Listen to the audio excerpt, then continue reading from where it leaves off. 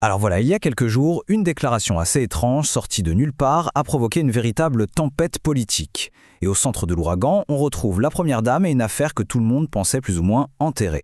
Personne ne lui a rien demandé. Ça, c'est la réaction qu'on a entendue un peu partout. Et pour cause, sans aucune raison apparente, la première dame, Melania Trump, a convoqué la presse pour parler d'un sujet que personne, mais alors absolument personne, n'évoquait à ce moment-là. Et ce simple événement a ouvert une véritable boîte de Pandore, un enchevêtrement de luttes politiques, de liens historiques et même une théorie assez troublante de chantage international. Voyons un peu ce que les sources avancent sur les véritables coulisses de cette affaire. Bon, pour bien comprendre, il faut revenir au tout début, à la déclaration elle-même, celle qui a mis le feu aux poudres. Dans son discours, Melania Trump a donc nié en bloc. Elle a affirmé n'avoir jamais rencontré Epstein ou Ghislaine Maxwell et a qualifié de totalement infondées les rumeurs qui disaient qu'Epstein l'aurait présenté à Donald Trump. Mais en fait, au-delà des mots, ce qui est vraiment intéressant, c'est le timing. Pourquoi sortir ça maintenant ? Parce que, et c'est là que ça devient crucial, cette déclaration n'arrive pas par hasard. Les sources soulignent qu'elle a lieu au moment même où Donald Trump semble être en guerre ouverte contre sa propre base politique. On a assisté à une série d'attaques publiques où Trump s'est mis à dos certains de ses plus fidèles et puissants alliés, oui, ceux-là même qui l'ont aidé à se faire élire. Et forcément, la réponse de sa base ne s'est pas fait attendre. Elle a été brutale. Des anciens alliés, comme la commentatrice Candace Owens, appellent maintenant carrément à sa retraite politique. L'impact se voit aussi sur le portefeuille. La maison mère de son propre réseau social, Truth Social, a perdu la moitié de sa valeur. Bref, tout porte à croire qu'il est sous une pression immense. Une pression qui pourrait bien expliquer beaucoup de choses. Et c'est là qu'on en arrive au cœur du sujet. Car le démenti de Melania, les sources le remettent directement en question, avec plusieurs contre-preuves assez sérieuses.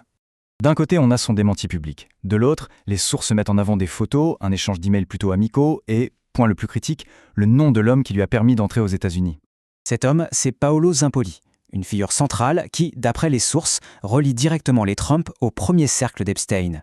Les sources allègent même qu'il a été remercié avec un poste diplomatique pour lequel il n'avait a priori aucune qualification.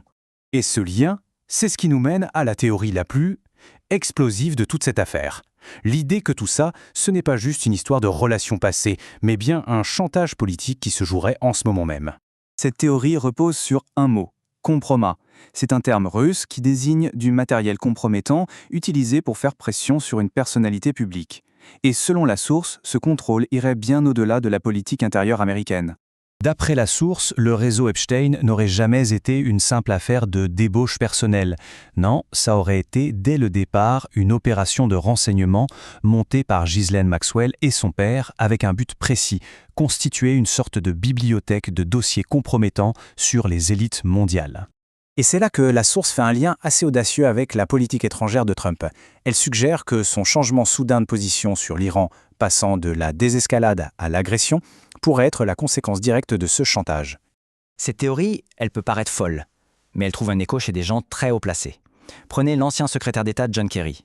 Il a fait remarquer que Trump était le seul président à avoir accepté la demande de Netanyahou de frapper l'Iran, et il a émis l'hypothèse que Netanyahou avait probablement quelque chose sur lui. Ce qui nous ramène à aujourd'hui et à une situation actuelle pour le moins chaotique, où les conséquences politiques de toute cette histoire s'aggravent de jour en jour. À l'intérieur de son propre camp, l'hémorragie de soutien continue. Le symbole le plus fort, c'est peut-être Alex Jones. Cet homme s'est littéralement mis en faillite pour le soutenir, et aujourd'hui, il le désavoue complètement. Et en même temps, une nouvelle menace, beaucoup plus personnelle cette fois, est apparue. Amanda Ungaro, l'ex-femme de Zampoli et une figure du réseau Epstein, aurait été expulsée à la demande directe de Melania. Aujourd'hui, elle promet de se venger et lance des menaces publiques très claires contre le couple Trump. Au final, ce que la source suggère, c'est que la déclaration de Melania, loin de clore l'affaire, n'était peut-être qu'un signe de panique. Une réaction face à une crise qui lui échappe totalement. Une crise où les anciens alliés deviennent des ennemis, où de nouvelles menaces surgissent et où on se demande quel sera le prochain domino à tomber.